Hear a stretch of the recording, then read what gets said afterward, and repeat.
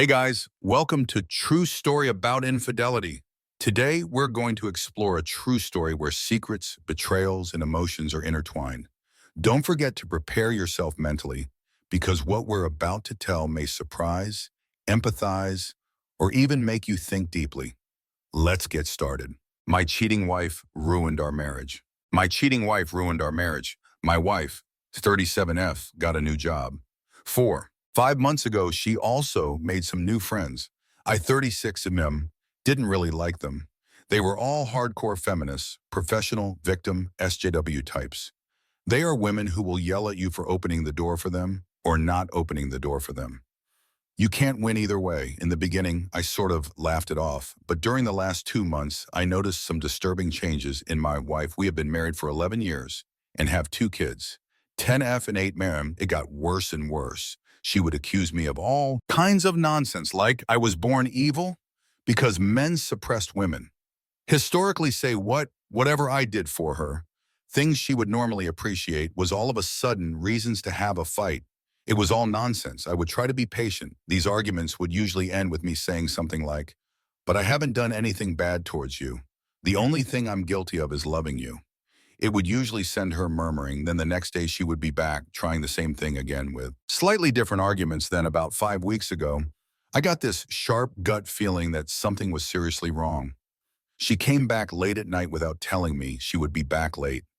I couldn't reach her phone. She was rather drunk, and she acted distant and cold the next day. She would just be dismissive and tell me I was being controlling, that I read too much into things. This happened a few more times. I tried to snoop on her phone, but didn't manage to find anything definite, but I suspected she had deleted a lot of her messages. I did find a thread with one of her new friends. They were discussing how she would approach me, asking me for an open relationship. I immediately knew what my instinct were telling me. She was cheating in the read. My wife said she would talk to me about it on what is now the second Monday of December. My kids are with their grandparents to celebrate Christmas. We were scheduled to both join them today, so anyway, she tries to start this conversation during breakfast, like it's just a thought out of the blue to ask me what I think about an open relationship. Luckily, I was prepared. I was already recording. I'd been reading a lot here on Reddit, and I knew there is really no way of saving this.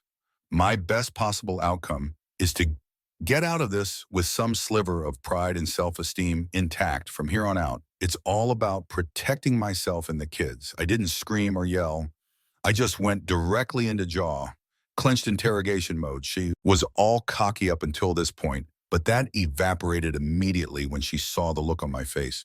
Me, who is he? She, what do you mean, tries to look innocent? Like she doesn't understand me? If you want to have this conversation with me, don't treat me like an idiot, and at least you can be honest. If you can't be honest, what's the point of this conversation? She, what do you mean me? If you lie to me, we cannot have the discussion you want to have about our relationship. I can tell that you hiding something. It's obvious. So who is the guy you are? She, I am not me. Oh my God, it's more than one. She, me, don't lie. You have just totally destroyed my trust in you. I can tell you are lying. Either you are honest and we talk this through, or I divorce you. Our marriage ends right now. No arguments, no discussion, no nothing. Just divorce, exclamation. Mark, ... Do you understand? She, but me, say it. Do you understand? Do you understand that if you lie, I will divorce you? Say it. Do you understand that I already know a lot? I can read you like a book. If I catch you lying, we are over. Tell me you understand. She, I understand. She proceeds to tell me about 2 one-night stands while out with her friends. I ask about their names, if they are married, if she wore protection, etc. They are both married men with kids. Then she tells me she is planning to sleep with a cog at work, and that she intends to pursue this since it's good for her, and that I don't have any right to control her. What the F, I ask about the cog as well and get his name, his wife name. He is married, but according to her, an open relationship like she wants us to be. She continues that she will set me up with some of her friends. One of them are really keen. Apparently what in the actual Fouquet, I have seen this friend, and I wouldn't touch her with a barge pole. I tell her I am not interested.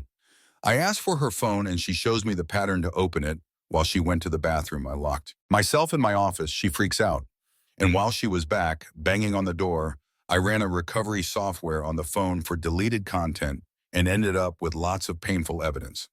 30 minutes later, I also installed a spying app from an online service. When I came out, I gave her the phone and told her to leave. She argued a lot. I didn't really respond.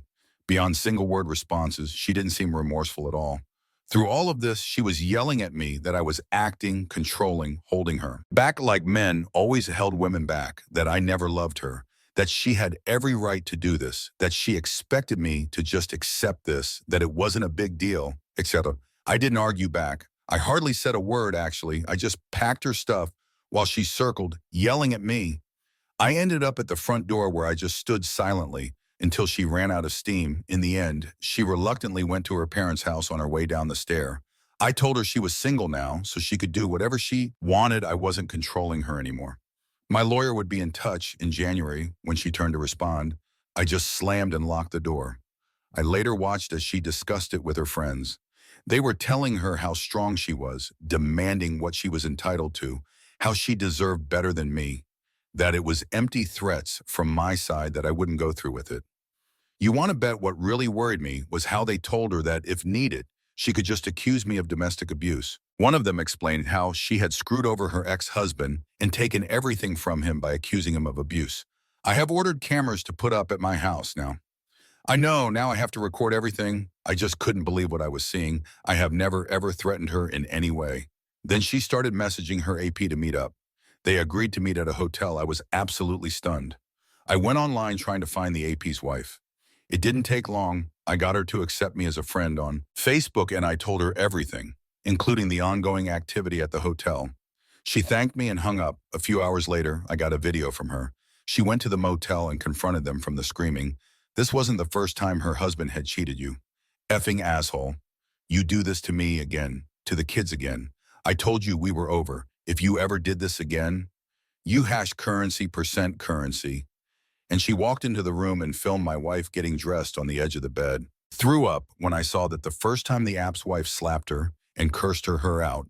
I sent a message to my wife telling her that I saw the video from the hotel and that I never want her near me ever again. It's like she sees our interaction as some sort of pissing competition where she in her mind is winning. She's totally delusional. I can't understand any of it. It's like she isn't connected to reality, like she doesn't really understand that we are divorcing. I logged on to my wife's family WhatsApp group and informed them that we are divorcing due to her infidelity. I thanked them for making me feel welcome and part of the family before disconnecting from the group. I have received a few calls and messages from her side, but I haven't read them or responded. I just don't have the energy for it. I called my parents and told them everything. My father messaged my wife that she wouldn't be welcome for Christmas. I am at my parents' now, and I have talked to my boss. He is giving me time off until mid-January to sort my things out. I've been monitoring my wife's increasingly frantic discussions with her new friends. I don't think it's dawned on my wife that she has lost her family, that her marriage is over, and that her new friends and her AP don't really give a about her. She has sent me many messages, and she showed up at my parents' house demanding to be allowed to celebrate Christmas with us. My father threatened to call the police if she didn't leave. Now I am Googling divorce lawyers crying my soul out. I think I've been in shock, but the pain has hit me hard since I got to my parents' house. I just can't make any sense of it. It just gives me so much pain to read their chats and interact with her. I only responded twice to her messages, one. Me, it doesn't matter what you say. I don't know who you are. You are not my wife. My wife would never destroy my heart and soul while smiling. We will get a divorce. I don't care what you say or what you want. You have no influence or right to demand anything from me ever again. We are over. To do me. Like I said, you are not my wife. I don't know you. My wife would never condemn our children to the pain and suffering of growing up in a broken home. You, whoever you are, seem to be proud of what you have done. My wife was loving, caring, considerate, my best friend. You are a self-obsessed, self-absorbed abomination. The messages stopped after the last one. The pain is absolutely unbearable at times. I wish this never happened. I wish I could get back with her like before, but I just can't do that to myself. This is the worst Christmas ever. I couldn't help myself. But I explained to the kids that mommy doesn't want to be a family anymore. She wants to be with other men, and that we will get divorced. They are naturally distraught. Luckily, my mom and dad are here to help. They shower them with love and affection while I am absolute mess. I will try to get back on my feet for my kids' sake, but I am not going back to her ever. I wish I waited until after Christmas so I could get them straight into counseling. I don't know what happened. I just blurted it out when they asked about when their mother would come. I would never be able to look me at myself in the mirror if I went back to her. The level of disrespect and callousness in her behavior is unforgivable. I am lost. I just don't get it. Why is it that she expects she can demand anything from me at this point? Is she mentally ill or something? Sorry about the incoherent rant. I just needed to get this out, Edit. I found out that I'm okay with the monitoring. I talked to a lawyer that a friend knows the phone is mine and the subscription is mine. My wife is using it, but I own it and the subscription, so I'm okay. It's not illegal to monitor my own equipment. Update, one cheating wife ruined family and Christmas. Why does she expect me to be okay with her behavior? So a lot has happened since I last posted. A lot has happened. I wish I could take credit for it, but the truth is I've been a pathetic, sobbing mess since I last posted. I was sort of obsessed about my wife's chats with her friends. A lot of insane and hurtful things was said in these chats. What got me in the end, though, was when my STBXW described in very harsh language how her marriage, and especially her children, was a burden in her life, that they had prevented her from being a successful woman, living up to her full potential. She described how I, as her husband, was an oppressive P that held her back from living a good life. Her family was the reason she didn't have a successful career, loads of casual sex, etc. I just broke. I couldn't handle it. I spent the next 30-ish hours reading and rereading every line of emails and chats I had over and over. And over again, on reflection, she didn't provide any details on how we actually were burdens or oppressors. It was just blanket statements, no examples or supporting arguments. In fact, I have never stopped only her from doing anything I pay for, almost everything. The minimum wage she collects from her part-time job wouldn't be enough to support anyone. Actually, I have supported her hobbies, dreams, and aspirations. Even when she did stupid F in class after stupid F in class that she would always drop out of halfway through, I made sure to show her I love her every day and appreciate everything she did for the family. I would romance her, take her out, be there for her whenever she needed me. I mean, if this is oppression, I would like some oppressions, please. Anyway, I digress. At some point, reading, I just passed out. When I got up, my three best friends was in the kitchen with my dad, making dinner. I know these guys since I was a child. Let's call them Mike, Bob, and Frank. My dad had invited them and brought them up to speed. I soon broke down again, and I was completely out of it until Friday evening. Mike is ex-military. He lost his left arm below the elbow. We were actually all there for him when he was in recovery, and his wife bailed on him. Luckily, they didn't have any children. Mike has adopted 2 kids and got a very nice girlfriend a few years ago, so he did okay. He set up a Zoom call with his counselor that helped him when he went through recovery. He helped me a lot to understand what was happening with me emotionally. Even though he specialized in amputees, he told me how most wives sadly bail when their husbands are injured, and his stories and examples helped me a lot, actually. He asked me to see my soul identity, spiritual self, as having a large part of it tied to my marriage and role as a husband. That part is dead now, and just like an ampute will suffer phantom pain in a missing limb, I will feel phantom pain from the dead part of my identity. We spent hours talking, and I've been stead improving since. Bob is an executive in Summit Security Company. He never talks much about his job. I don't actually know what he does, but he is very well off. Bob called some law firm that is on a retainer for the company. And Sunday morning, I was talking to a lawyer that I could never in my widest dreams ever afford to even talk to. Bob has always been a huge nerd and was bullied a lot. He told me not to worry about the bill. He would cover it. He was happy to finally be able to repay me for the beatings I frequently took for him, interfering with his bullies. Frank is a teacher in a private school for kids, and his is married with 7 children. Yes, that's right, 7. My kids just love him too, and the rest of his family to death. Frank has been making sure my kids are okay and cared for while I get back on my feet and get my ducks in a row. Yesterday was a very hectic day. It started with STD screening early in the morning. The BI-H gave me chlamydia, another screen in 6 months, F dot dot dot dot, and %E currency hash. My self-pity party switched to pure F in anger. When I found out that's it for me, glows off full custom, I will give her nothing if I can get away with it. The lawyer managed to track down the ex-husband of my wife's feminist friend that bragged about how she screwed him over. It was apparently very easy via the court documents. I wouldn't even have thought about that. I talked to him on WhatsApp. He thanked me a lot, but he also told me about everything this harpy did to him. Now I know what to expect from my STBXW. It was sickening. I was ready for a fight after our chat. I am preparing for war. It was heartbreaking hearing how he had been homeless and how he hardly had seen his kids in 4 years, all based on his ex-wife's lies. I accept how I am at a disadvantage as a man in the court system. I will make sure I have tons of evidence. My lawyer suggested a preemptive strike via a retraining order due to her negative and aggressive comments about males in general, especially for our son's sake.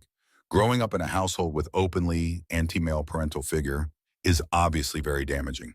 So I'm going for full custody. I told the lawyer to go ahead. She expects her to be served the restraining order today. I had a call with my STBX on Zoom. Keep in mind that she hasn't reached out to me at all since she showed up at the door to argue with my dad. She hasn't reached out to the kids or anyone else either, so it's not like she cares about any of us. The call was absolutely bizarre. She was all made up with a massive cleavage. It was obvious she was trying to look her absolute best. I haven't seen her that eat up for years. Throughout the entire conversation, she tried to bait me into a fight to get me angry. I managed to keep cool. My lawyer had told me what to ask for. Apparently, it's very positive if attempts are made for an amicable divorce prior to filing for a contested divorce. I was recorded. I even told her I was still STBXW didn't disappoint. She started out with this absurd statement about how there are two types of penises. One that is roughly the same size, whether it's erect or not, and the other type that shrinks and grows based upon whether it's erect or not. What in the actual who opens a call with their husband like that? Then she mused about how she was looking forward to the end of the current restrictions so she could go out and investigate this more in person. I simply responded that I wasn't interested in her hobbies, that I was only interested in discussing our divorce. She got openly hostile when I didn't take the bait and get angry like she wanted. At one point, she told me she was going to the bathroom and muted herself. Then I watched as she conferred with her friends about what she could do with me.